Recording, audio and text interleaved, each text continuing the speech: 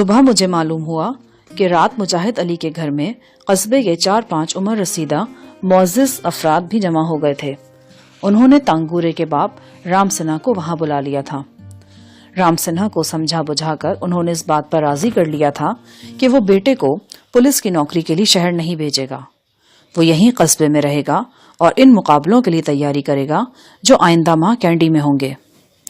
اس meeting میں ایک اور اہم کام بھی ہوا۔ رام سنہا کا اس کے چچا زاد سے تصفیہ کرا دیا گیا۔ رام سنہا کی دکان اسے واپس مل گئی تھی اور اب وہ وہاں کاروبار کرنے کے لیے آزاد تھا۔ اس روز دوپہر کے بعد قصبے کے لوگوں نے بڑا جلوس نکالا۔ تانگورے کو کندھوں پر اٹھایا گیا اور منچلوں نے بانسری اور ڈھول کی لے پر رقص کیا۔ سنہالی اور تامل زبانوں میں جو نعرے لگائے گئے، ان کا مطلب یہ تھا کہ اصل فاتح تانگورے ہے۔ ٹرافی بے شک سرداروں کے لڑکوں کو ملی ہے، لیکن ہمارے دلوں کی ٹرافی تانگورے کے لیے ہے۔ تانگورے کی ویران بیٹھک پھر سے آباد ہو گئی تھی۔ وہ ایک بار پھر نئے عزم سے کھیل کے میدان میں واپس آ گیا۔ یوں محسوس ہوتا تھا کہ اب نومی کو ہرانا صرف تانگورے کا مسئلہ نہیں رہا، بلکہ قصبے کے تمام غریب لوگوں کا مسئلہ بن چکا ہے۔ وہ اس معاملے کو ایک چیلنج کے طور پر لے رہے تھے۔ 18-20 برس سے وہ دیکھ رہے تھے کہ کراس کنٹری ریس کی ٹرافی سردار فیملی کے لڑکے اٹھا رہے ہیں۔ ایک طویل انتظار کے بعد ان کی صفوں سے ایک ایسا باصلاحیت نوجوان آگے آیا تھا جو سردار فیملی کو ہرا سکتا تھا۔ وہ اس سنہرے موقع کو کھونا نہیں چاہتے تھے۔ ایس پی برکت سارا دن بور ہوتا تھا۔ بے شک وہ حالات کی مہربانی سے ایس پی بن گیا تھا، لیکن اس کے اندر ایک دیہاتی تھانے دار کی روح بسی ہوئی تھی۔ ملزمان سے گالی گلوچ اور مار دھاڑ کیے بغیر اس کی روٹی ہضم نہیں ہوتی تھی۔ وہ بہت جھلایا ہوا سا رہتا تھا، ہر آتے جاتے کو شک کی نگاہ سے دیکھتا، جیسے دل چاہ رہا ہو کہ فوراً کسی کو مشتبہ سمجھ کر پکڑ لے اور مار مار کر ہرن بنا دے۔ ایک روز ناشتہ کر کے وہ ایسا نکلا کہ سپہر تک واپس نہیں آیا۔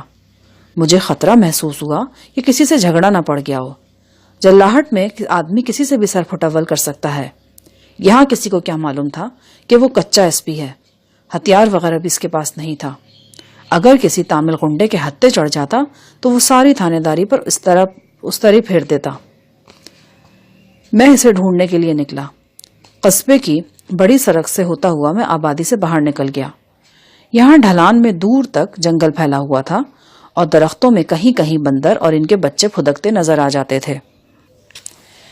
ایک روز انہی درختوں میں ایس پی برکت کیکر کی مسواک ڈھونڈنے کی ناکام کوشش کرتا رہا تھا۔ ہلکی ہلکی بارش شروع ہو گئی، لیکن درختوں کے نیچے کپڑے بھیگنے سے محفوظ رہے۔ ویسے بھی موسم ایسا نہیں تھا کہ بھیگنا برا لگے۔ میں یوں ہی ادھر ادھر گھوم رہا تھا۔ اچانک ایک آواز نے میرے پاؤں پکڑ لیے۔ میں نشیب میں تھا۔ یہ آواز بلندی سے آئی تھی۔ میں نے دیکھا انیلا تیزی سے بھاگتی ہوئی میری طرف آ رہی ہے۔ وہ بشرٹ اور جینز میں تھی، بال ہوا میں لہرا رہے تھے۔ اسے دیکھتے ہی اندازہ لگایا جا سکتا تھا کہ وہ کسی مشکل میں ہے۔ قریب آ کر اس نے میرا بازو پکڑ لیا اور کھینچتے ہوئے بولی، پلیز شاہجہان صاحب آئیے، میرے ساتھ چلیے، نومی اور تانگورے لڑ پڑے ہیں، ان میں سے کوئی مر جائے گا، پلیز میرے ساتھ آئیے۔ وہ بری طرح ہانپی ہوئی تھی۔ بھیگی ہوئی باریک بشرٹ میں سے اس کا ماڈرن جسم پردے میں چھپی ہوئی شمع کی مانند جھلک رہا تھا۔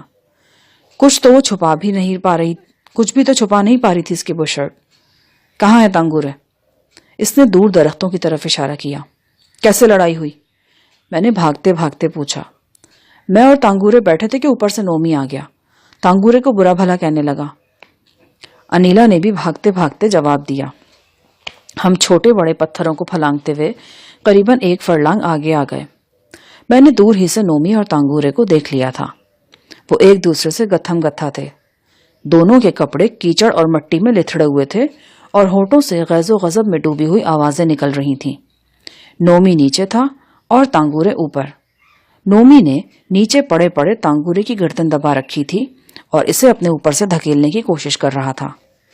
میں نے زور لگا کر تانگورے کو نومی کے اوپر سے کھینچا اور پیچھے ہٹا لیا۔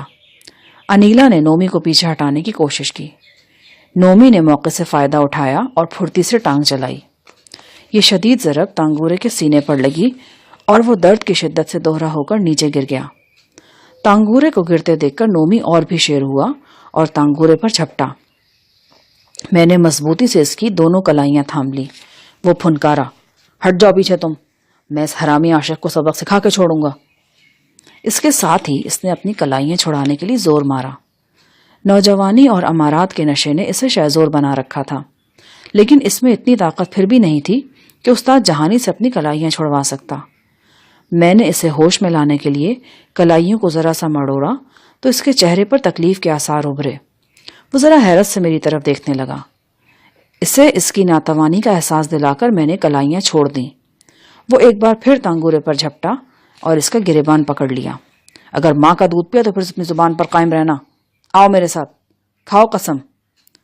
تانگورے نے زور لگا کر گریبان چھڑایا اور بولا، ہاں اٹھاؤں گا قسم، اور پوری کر کے بھی دکھاؤں گا۔ تیرا لانتی منہ ہمیشہ کے لیے بند کر دوں گا۔ نومی نے کہا، تو پھر سوچتے کیا ہو؟ آؤ۔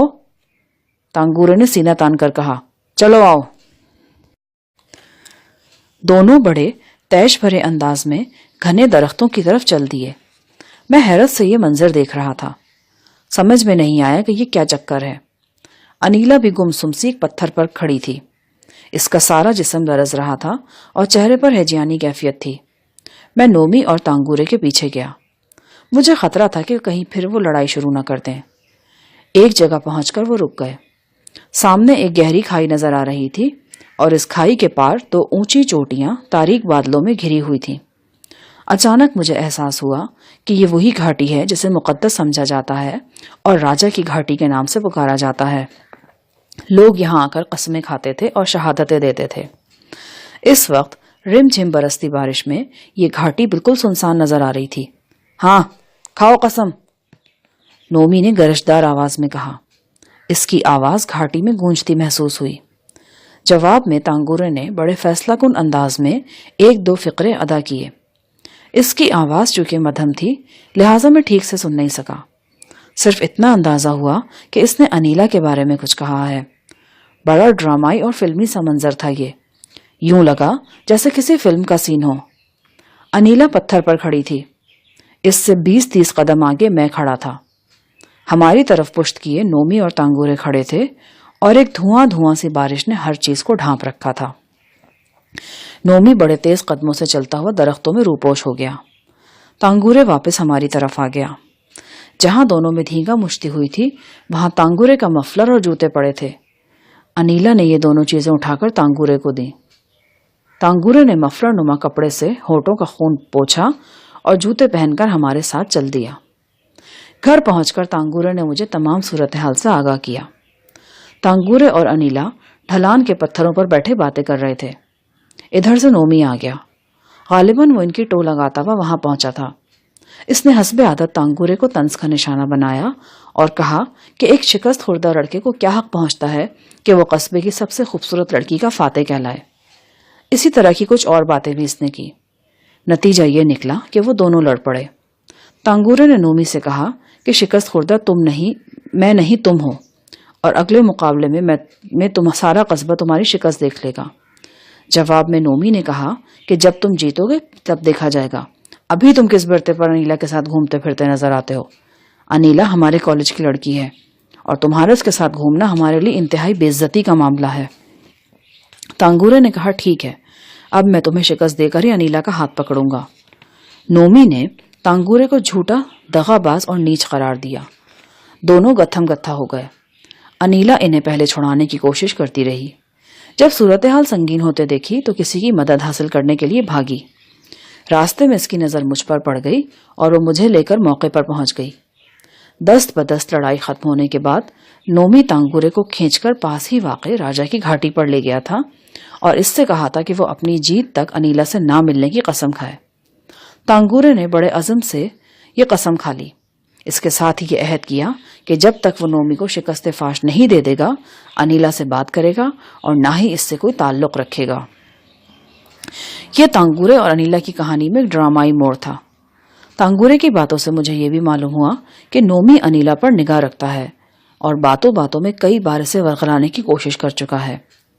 اسے انیلا کا تانگورے سے ملنا جلنا ایک آنکھ نہیں بھاتا تھا اور وہ اپنی اس ناپسندیدگی کا اظہار کھل کر کرتا بھی رہتا تھا۔ یہ تو میں اپنی آنکھوں سے دیکھ چکا تھا کہ نومی اور اس کے دوست تانگورے کو طنز کا نشانہ بناتے تھے اور فقرے کستے تھے۔ راجا کی گھاٹی پر ڈرامائی انداز میں قسم کھانے کے بعد تانگورے کے لیے نومی سے ریس جیتنا زندگی اور موت کا مسئلہ بن گیا تھا۔ اس نے بے حد تندہی سے ریس کی تیاری شروع کر دی۔ یہ ریس صوبائی سطح کی تھی اور کچھ عرصے بعد کینڈی میں منعقد ہونا تھی۔ مختلف علاقوں سے قریباً 200 ایتھلیٹ اس میں حصہ لے رہے تھے۔ ریس منعقد ہونے میں بھی خاصے دن باقی تھے، لیکن تانگورے کی سخت مشق اور ریاضت دیکھ کر یوں لگتا تھا جیسے یہ ریس صرف 3-4 دن بعد کی جا رہی ہو۔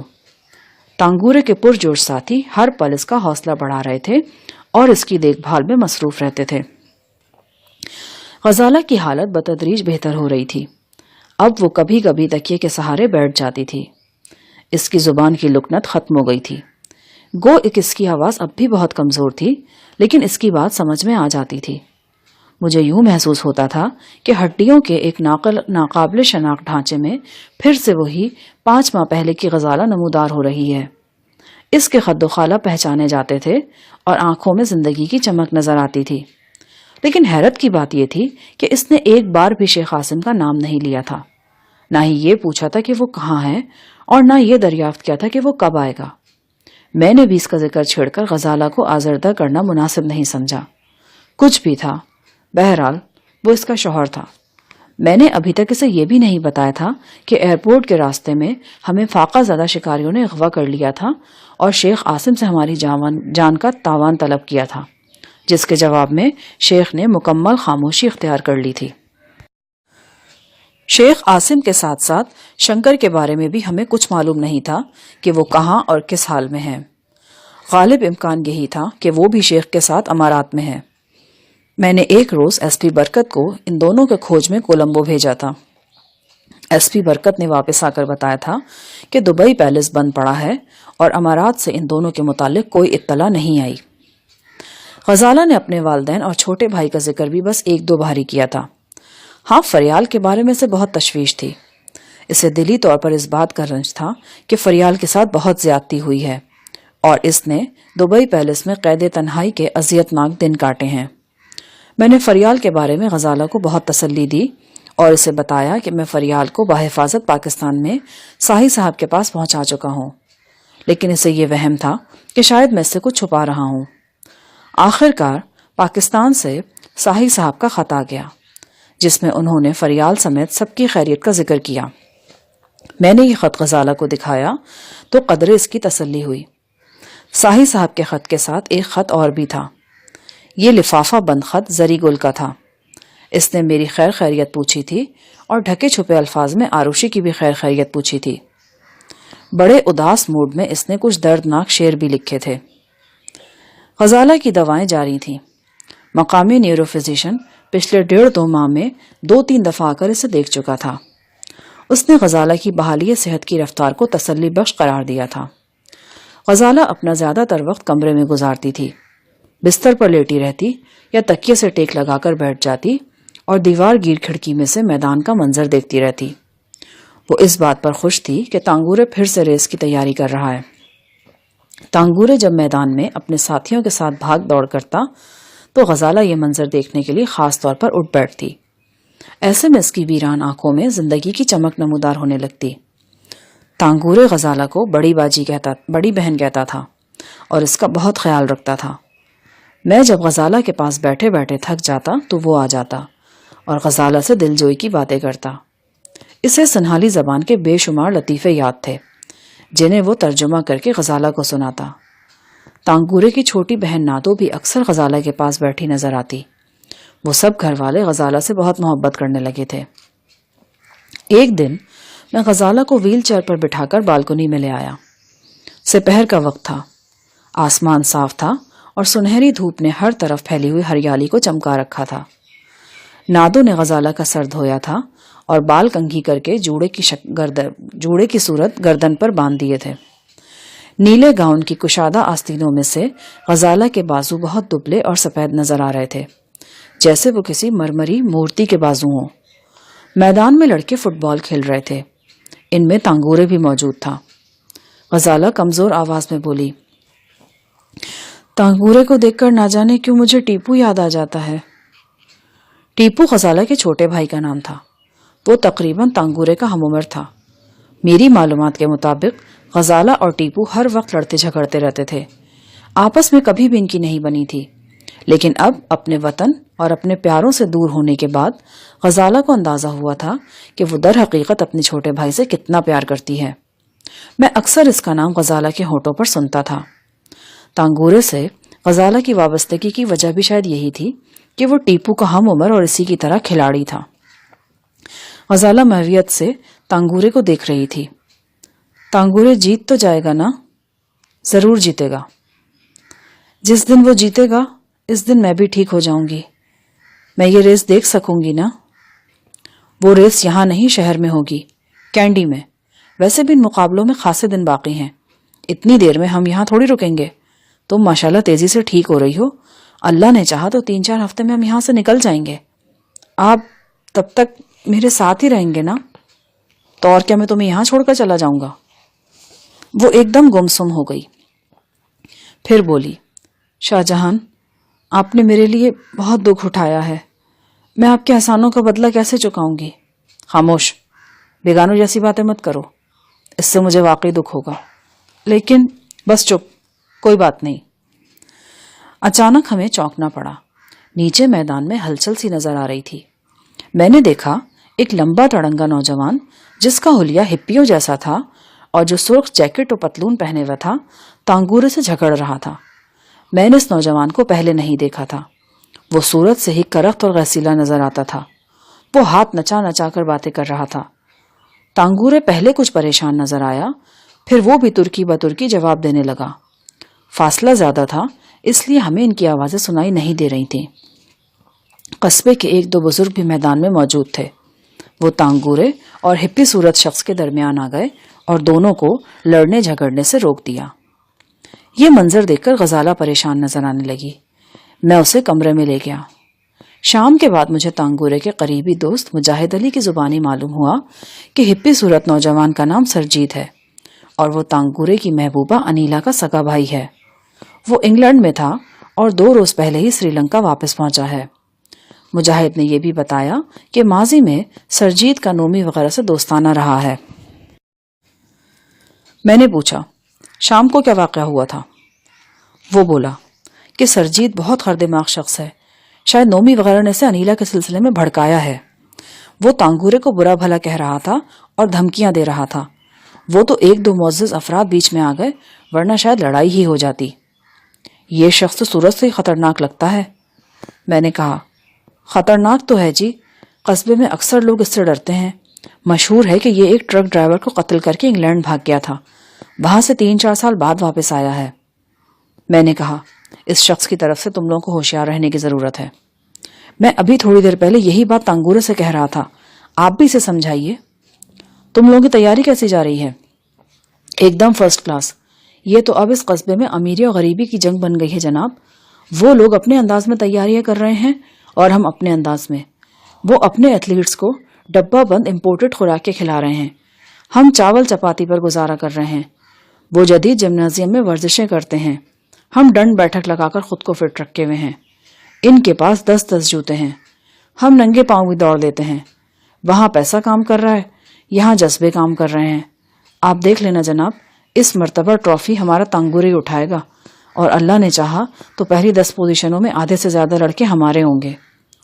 وش یو گڈ لک، میں نے تہہ دل سے کہا۔ اس رات میں دیر تک سائیں علی کے بارے میں سوچتا رہا۔ مجھے یوں لگتا تھا جیسے وہ ایک بہت بڑی چمگادڑ کی صورت میرے ارد گرد منڈلا رہا ہے اور کسی بھی وقت چھپٹا مار کر مجھے اس قصبے سے اچک کے لے جائے گا اور کہیں دور لے جا کر اس چمگادڑی کے پہلو میں پھینک دے گا جسے وہ اپنی چیلی کہتا تھا۔ پھر ہم دونوں کو ڈنڈے کے زور پر ہانکے گا اور کہے گا، جاؤ چٹے پل کی حویلی کا دفینہ تلاش کرو، ورنہ دونوں کو مکھی بنا کر کسی خارج زدہ کتے پر بٹھا دوں گا۔ میرے سینے کی تکلیف آج کل بالکل ٹھیک تھی۔ شاید میرے معدے نے الیکٹرانک ڈیوائس کو چاروں ناچار قبول کر ہی لیا تھا۔ اس سے پہلے میں بستر پر لیٹ کر دیر تک کروٹیں بدلتا رہتا تھا، لیکن آج کل فوراً ہی نیند آ جاتی تھی۔ پراسرار سائیں علی کے خیالوں میں الجھا میں سو گیا۔ صبح میری آنکھ ذرا جلدی کھل گئی۔ کوئی کمرے کا دروازہ زور زور سے پیٹ رہا تھا۔ میں نے دروازہ کھولا، سامنے ایس پی برکت کھڑا تھا۔ اس کے شکل پر ہیجیانی کیفیت تھی۔ وہ کہنے لگا، واردات ہو گئی ہے بیٹا جی۔ کیا ہوا؟ رات کسی نے تانگورے کو مار مار کر شدید زخمی کر دیا ہے۔ اس کی ٹانگ ٹوٹ گئی اور وہ اسپتال میں ہے۔ ٹانگ ٹوٹ گئی؟ ہاں، دونوں ہڈیاں ٹوٹ گئی پنڈلی کی، سر میں بھی سخت چوٹیں آئی ہیں۔ میرے جسم میں مایوسی اور دکھ کی لہر سی دوڑ گئی۔ میری آنکھوں کے سامنے وہ سارے خواب چکنا چور ہو کر بکھر گئے جو اس قصبے کے غریب لوگ دیکھ رہے تھے، اور شاید ان کے ساتھ ساتھ میں بھی دیکھ رہا تھا۔ امید کا وہ شاندار محل جو اس قصبے کے لوگوں نے ایک ایک کر کے ایک ایک اینٹ جوڑ کر بنایا تھا، پھر ڈھہ گیا تھا، اور اس دفعہ یوں ڈھہ گیا تھا کہ دوبارہ جوڑنے کی کوئی آس نہیں رہی تھی۔ معلوم نہیں کچھ عمارتوں کی قسمت میں بار بار گرنا ہی کیوں ہوتا ہے۔ ایس پی برکت بولا، پتہ نہیں کون بھوتنی تھا جس نے یہ کام کیا ہے۔ کتنا سوڑا نوجوان تھا، ساری زندگی کے لیے روگی ہو گیا۔ میں کمرے سے باہر نکلا تو سامنے سے تانگورے کا والد رام سنہا آتا دکھائی دیا۔ وہ رو رہا تھا کہ کیسے ہوا رام سنہا؟ ویسے ہی جیسے ہونا چاہیے تھا۔ میں نے تم سے کہا تھا نا کہ یہ لڑکا بری طرح پچھتائے گا، اور اس کے ساتھ ساتھ ہم کو بھی پچھتانا پڑے گا۔ دیکھ لو دوست، کیا ہو گیا ہمارے ساتھ۔ مگر یہ کیا کس نے؟ اسی بدبخت کے بھائی نے جو بدرو کی طرح میرے بیٹے سے چمٹی ہوئی تھی، اسے معذور کر کے بستر پر ڈلوا دیا۔ اب چین آ گیا ہوگا اسے۔ بڑا زہریلا بھائی ہے اس کا، میں اسے بچپن سے جانتا ہوں۔ مجھے معلوم تھا وہ ایک نہ ایک دن میرے بیٹے کو ضرور ڈسے گا، اور دیکھ لو اس نے ڈس لیا۔ کل شام کو وہ گراؤنڈ میں تانگورے سے جھگڑ رہا تھا، سب کے سامنے اسے دھمکیاں دے رہا تھا۔ جو کچھ کیا ہے اسی نے کیا ہے، وہی میرے بیٹے کا مجرم ہے۔ اسی دوران میں تانگورے کے دو دوست بھی آ گئے۔ ان کے چہرے غم و اندو کی تصویر بنے ہوئے تھے۔ ان میں سے ایک نے اس واقعے کی تفصیل بتاتے ہوئے کہا، تانگورے الگ صبح 3 بجے ورزش کے لیے اٹھ کھڑا ہوتا تھا۔ ایک دن چھوڑ کر ہم 15 کلومیٹر کی دوڑ لگاتے تھے۔ آج صبح بھی دوڑ کی باری تھی۔ تانگورے گھر سے نکل کر ہماری طرف آ رہا تھا کہ بڑے ڈاک خانے کے پیچھے سرجیت نے اسے گھیر لیا۔ سرجیت کے ساتھ اس کا ایک دوست بھی تھا۔ دونوں نے اسے بری طرح مارا پیٹا اور پھر ہاکی کی ضربوں سے اس کی ٹانگ توڑ دی۔ مجاہد علی نے اسے زخمی حالت میں سڑک پر پڑے پایا اور اٹھا کر اسپتال لے گیا۔ اسی دوران میری نگاہ سیڑھیوں کی طرف گئی تو تانگورے کی بہن نادو نظر آئی۔ وہ اوپر جا رہی تھی، شاید مجھے اطلاع دینا چاہتی تھی۔ میں نے اسے لپک کر روکا۔ وہ بلک بلک کر رونے لگی اور بتانے لگی کہ اس کے بھائی کے ساتھ کیا ہوا ہے۔ میں نے اسے تسلی دی اور کہا کہ وہ غزالہ کے سامنے کوئی بات نہ کرے۔ مجھے اندیشہ تھا کہ غزالہ کو اس خبر سے شدید دھچکا لگے گا، اور اس کی حالت ابھی ایسی نہیں تھی کہ وہ اس قسم کے دھچکے برداشت کر سکتی۔ میں تانگورے کے والد رام سنہا کو لے کر اسی وقت اسپتال پہنچا۔ وہاں تانگورے کے اور بھی کئی دوست بے خواہ پہنچ چکے تھے۔ معلوم ہوا کہ تانگورے کی ٹانگ کا آپریشن ہو رہا ہے۔ تانگورے کی خبرگیری کے لیے آنے والے بہت غم و غصے میں تھے۔ وہ برملا کہہ رہے تھے کہ نومی وغیرہ نے سازش کے ذریعے تانگورے پر حملہ کروایا ہے۔ سرجیت کے خلاف بھی لوگوں میں شدید جذبات پائے جاتے تھے۔ تانگورے والی خبر میں نے غزالہ سے چھپانے کی کوشش کی تھی، لیکن ایسی خبریں چھپانے سے نہیں چھپتی۔ میں شام کو اسپتال سے واپس آیا تو غزالہ بہت آزردہ سی بستر پر لیٹی تھی۔ اس کی آنکھیں کسی ساحل کی طرح، صحرا کی طرح ویران نظر آ رہی تھیں۔ آپ نے مجھ سے تانگورے والی بات کیوں چھپائی؟ نہیں، چھپائی تو نہیں، بس جلدی میں اسپتال چلا گیا تھا، تمہیں بتانا یاد نہیں رہا۔ اس کے ہونٹوں پر ایک مدھم سی دردناک مسکراہٹ ابھری۔ شاید آپ کو میری بات یاد آ گئی ہوگی۔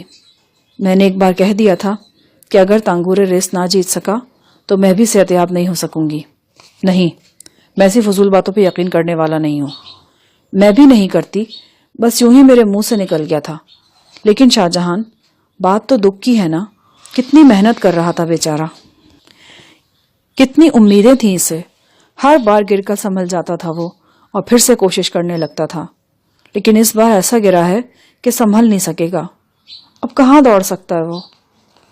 میں نے کہا، بات تو واقعی مایوسی کی ہے، لیکن مایوسی کو گناہ کہا جاتا ہے، اور یہ میرا اپنا مشاہدہ ہے کہ ایک دروازہ بند ہو تو 100 دروازے کھل جاتے ہیں۔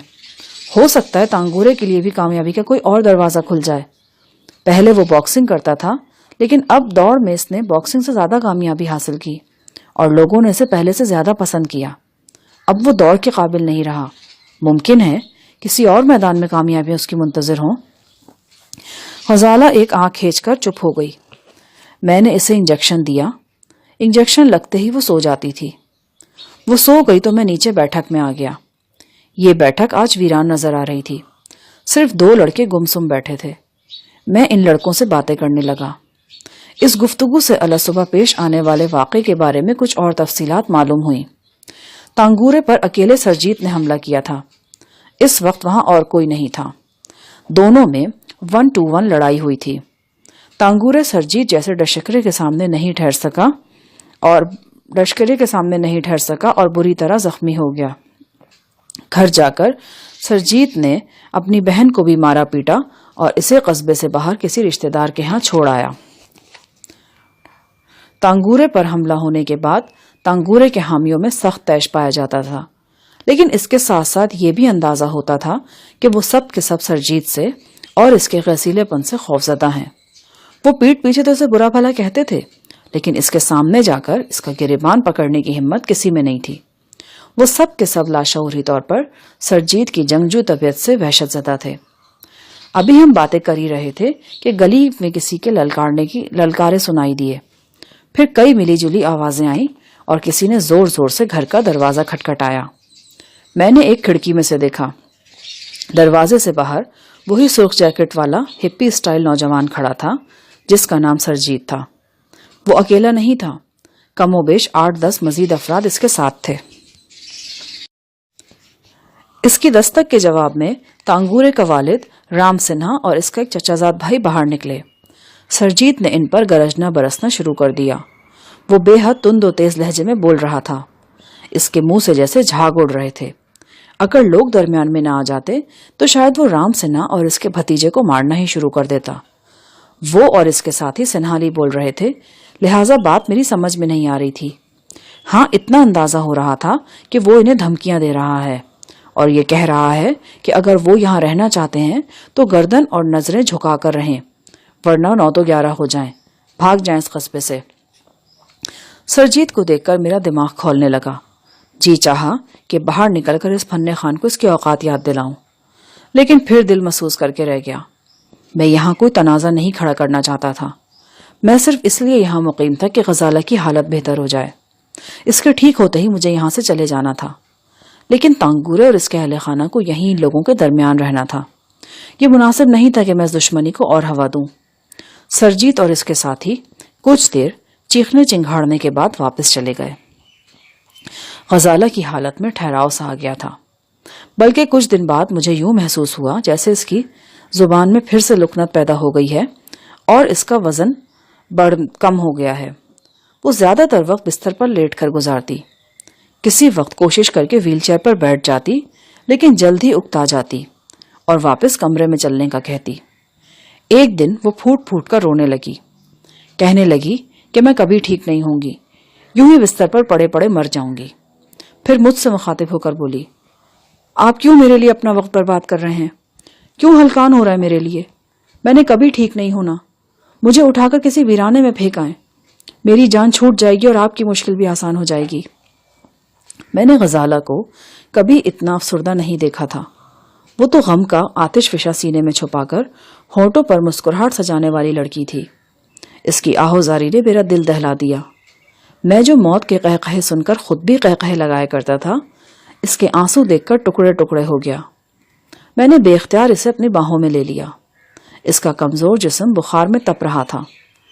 حوصلہ رکھو غزالہ، اتنی پہاڑ سی بیماری تم نے کاٹ لی ہے، اب تو اچھے دن آنے والے ہیں، اب کیوں ہمت ہارتی ہو؟ تم نے ٹھیک ہونا ہے، میرے لیے اور ہم سب کے لیے۔ میں نے اسے اپنے بازوؤں میں بھینچ لیا۔ وہ کسی ننھی منی بچی کی طرح سسکنے لگی۔ اس کی سانس کی روانی درہم برہم ہو رہی تھی۔ میں اسے یوں ہی لیے بیٹھا رہا۔ کچھ بھی میرے اختیار میں نہیں تھا۔ ڈاکٹر جو کر سکتے تھے وہ کر چکے تھے۔ اب سب کچھ وقت کے ساتھ ٹھیک ہونا تھا یا نہیں ہونا تھا۔